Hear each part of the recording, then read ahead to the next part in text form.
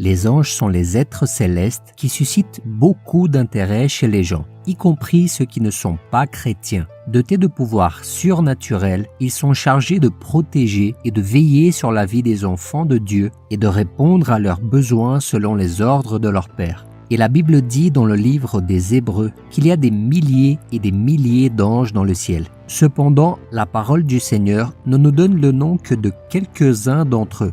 3 de ces noms sont connus de la plupart des personnes qui étudient les Écritures, mais le 4e nom, presque personne n'en a entendu parler. Et ce, malgré le fait qu'il soit un grand chef démoniaque. Et c'est précisément de ces 4 êtres que nous allons parler dans la vidéo d'aujourd'hui.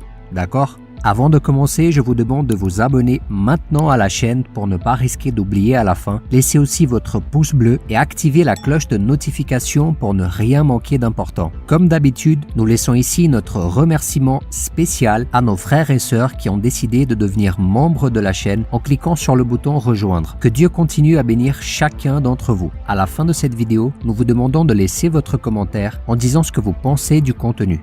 Tout d'abord, je dois préciser quelque chose. Les anges ne sont pas les esprits des personnes qui sont mortes. L'affirmation selon laquelle les bonnes personnes qui meurent ici sur terre deviennent des anges est une affirmation fausse. La Bible est très claire. Nous, les êtres humains, ne faisons pas partie de la même classe de créatures du Seigneur que les anges. Lisez avec moi ce qui est écrit dans le psaume 8. Je dis: qu'est-ce que l'homme pour que tu te souviennes de lui, et le Fils de l'homme pour que tu prennes soin de lui? Tu l'as fait de peu inférieur à Dieu, et tu l'as couronné de gloire et d'honneur. Tu lui as donné la domination sur tout ce que tes mains ont fait. Tu as tout mis sous ses pieds, les brebis comme les bœufs, et même les animaux sauvages, les oiseaux du ciel, les poissons de la mer, tout ce qui parcourt les sentiers des mers. Et une autre chose que je veux que vous sachiez, c'est que parmi les êtres célestes que nous allons étudier ici, il y a aussi les anges déchus qui ont été expulsés du ciel et jetés sur la terre. Et le premier ange dont la Bible mentionne le nom est Satan. Selon le chapitre 1 du livre de la Genèse, au 2e jour de la création, après avoir déjà fait le jour et la nuit, Dieu a créé le ciel. Certains chercheurs disent qu'en ce même jour, les anges ont été créés et parmi eux, il y en avait un qui impressionnait par sa beauté et par sa puissance. Ce chérubin est appelé par beaucoup Lucifer. Bien que nous ne trouvions pas ce nom dans les Saintes Écritures, ce nom signifie ange de lumière ou étoile du matin. L'histoire de la chute de Satan est racontée dans 2 chapitres de l'Ancien Testament, dans le chapitre 28 d'Ézéchiel et le chapitre 14 d'Ésaïe. Il était un ange puissant et plein de sagesse, et peut-être l'être le plus beau et le plus splendide déjà créé par Dieu. C'est d'ailleurs peut-être la raison pour laquelle cet ange a été très honoré. Mais il ne s'est pas contenté de tout ce qu'il avait étant aux côtés du Seigneur et a laissé sa beauté et sa position élevée dans la hiérarchie céleste lui monter à la tête. La Bible nous montre au chapitre 28 d'Ézéchiel que Satan est resté parfait dans ses voies jusqu'à ce que l'iniquité soit trouvée dans son cœur. Lisons ensemble ce qui est écrit. Ton cœur s'est enorgueilli à cause de ta beauté. Tu as corrompu ta sagesse à cause de ta splendeur. Je te jette par terre. Je te livre en spectacle au roi. À cause de son orgueil, Lucifer a décidé qu'il voulait construire son trône au-dessus de Dieu et il a persuadé environ 1/3 des anges de le soutenir dans son projet. Il y a eu alors une bataille dans le ciel et les anges qui se tenaient aux côtés du Seigneur ont vaincu ceux qui se rebellaient. Lisons ensemble ce que la parole de Dieu nous dit à propos de ce moment spécifique. Il y a eu alors une bataille dans le ciel. Michel et ses anges combattirent contre le dragon. Le dragon et ses anges combattirent aussi, mais ils ne furent pas les plus forts. Et il n'y eut plus de place pour eux dans le ciel. Il fut jeté dehors, le dragon, le serpent ancien, appelé le diable et Satan, celui qui égare toute la terre. Il fut jeté sur la terre, et ses anges furent jetés avec lui. L'armée des anges rebelles n'était pas suffisante pour se consacrer vainqueur. Les perdants ont été envoyés sur terre, d'où le terme « ange déchu ». Et à la fin des temps, ils seront jetés dans le lac de feu et de soufre pour l'éternité. Et non satisfait de sa défaite, Satan a décidé de détruire la race humaine, la création la plus parfaite de Dieu. Nous lisons donc dans le livre de la Genèse qu'il a assumé la forme d'un serpent, qu'il est allé dans le jardin d'Éden et qu'il a convaincu Adam et Ève de manger le fruit de l'arbre de la connaissance qui avait été interdit par Dieu.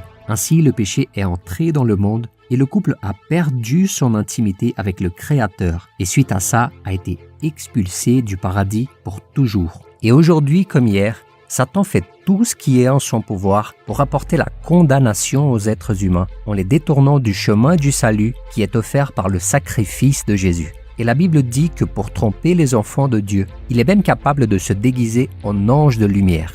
Le deuxième ange dont la Bible nous parle est Michel.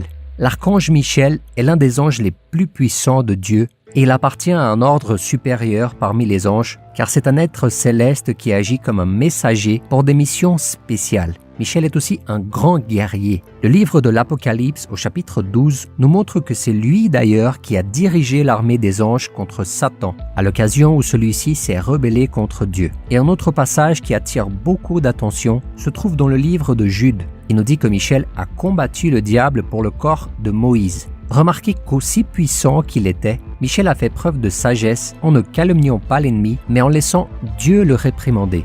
Lisons ensemble ce qui est écrit.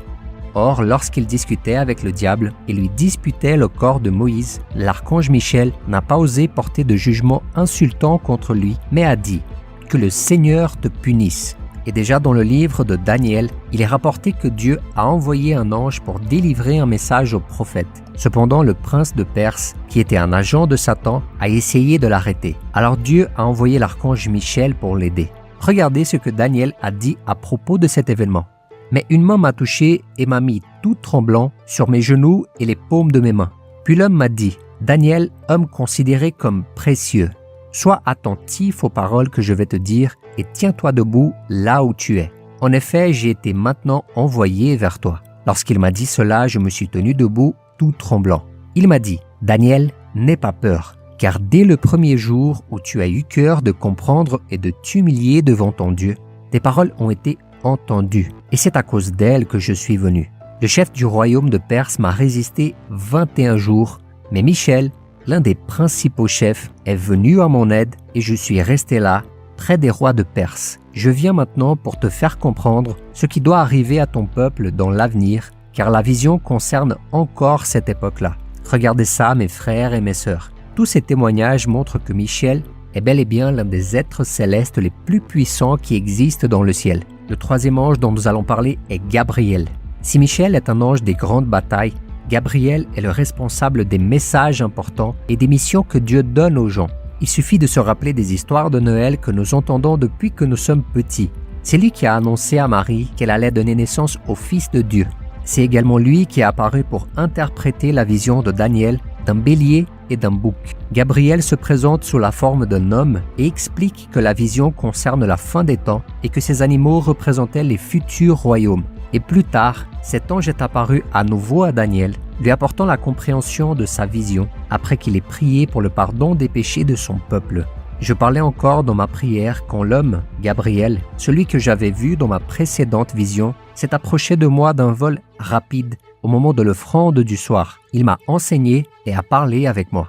Il m'a dit « Daniel, je suis venu maintenant pour ouvrir ta compréhension. Lorsque tu as commencé à prier, une parole est sortie et je viens pour te l'annoncer, car tu es considéré comme précieux. Sois attentif à la parole et comprends la vision. » Et bien des années plus tard, l'ange est apparu au prêtre Zacharie, alors qu'il allait offrir de l'encens à Dieu dans le temple. Gabriel a prophétisé à Zacharie que lui et sa femme auraient un fils nommé Jean le Baptiste, et que ce fils serait chargé de préparer les gens à recevoir le Sauveur. Zacharie a douté du message, et pour le punir de son incrédulité, il est resté muet jusqu'à la naissance de l'enfant. 6 mois après avoir parlé à Zacharie, l'ange Gabriel est apparu à une jeune femme nommée Marie. Il lui a dit qu'elle serait enceinte et donnerait naissance au Fils de Dieu. Marie ne comprend pas ce message car elle est encore vierge, mais Gabriel lui explique que le Saint-Esprit viendra sur elle. Et maintenant, passons au dernier ange nommé dans la Bible dont la plupart des gens ignorent l'existence. Son nom est Abaddon ou Apollyon. Abaddon ou Apollyon sont les noms en hébreu et en grec qui signifient ange de l'abîme. Ces noms font référence à la destruction. Et cet ange est mentionné par l'apôtre Jean dans le chapitre 9 de l'Apocalypse, pendant qu'on fait sonner la 5e trompette. Voyons ce que la Bible nous dit à propos de lui. Le 5e ange sonna de la trompette, et je vis une étoile qui était tombée du ciel sur la terre. La clé du puits de l'abîme lui fut donnée, Elle ouvrit le puits de l'abîme, et une fumée pareille à celle d'une grande fournaise monta du puits. Le soleil et l'air furent obscurcis par la fumée du puits.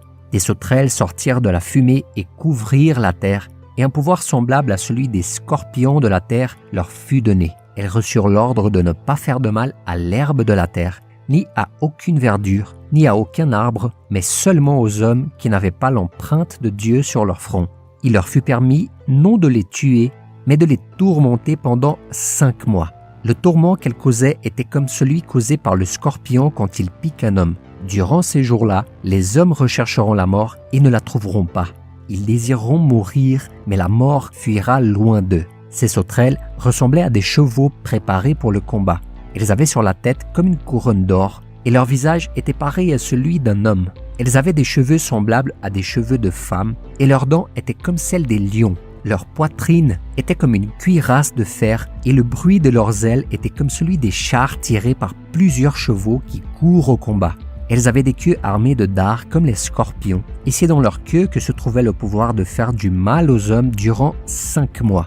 À leur tête, elles avaient comme roi l'ange de l'abîme, appelé en hébreu Abaddon et en grec Apollyon. Vous vous souvenez de ce que j'ai dit au début de cette vidéo, que Lucifer a perdu la bataille dans le ciel et a été jeté sur la terre. Certains théologiens pensent qu'Abaddon ou Apollyon serait lui, Satan lui-même.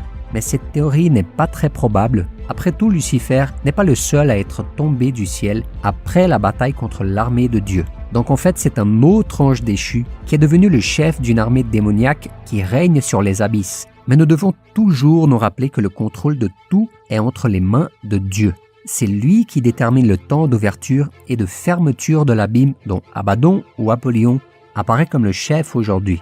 Cela signifie qu'en réalité, c'est Dieu qui détient cette clé.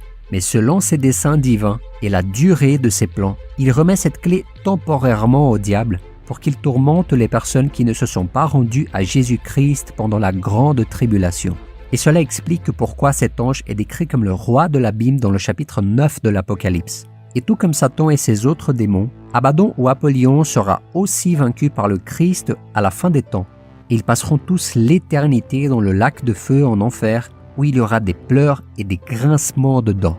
Mes chers frères et sœurs, si vous avez aimé ce message, je vous demande de le partager avec le plus grand nombre de personnes. N'oubliez pas de vous abonner maintenant à la chaîne. Et si vous aimez le travail que nous faisons, considérez devenir un membre et soutenir cette œuvre en cliquant maintenant sur le bouton « Rejoindre ». Regardez aussi ces autres vidéos que nous avons laissées en recommandation. Que Dieu vous bénisse, je vous attends dans la prochaine vidéo.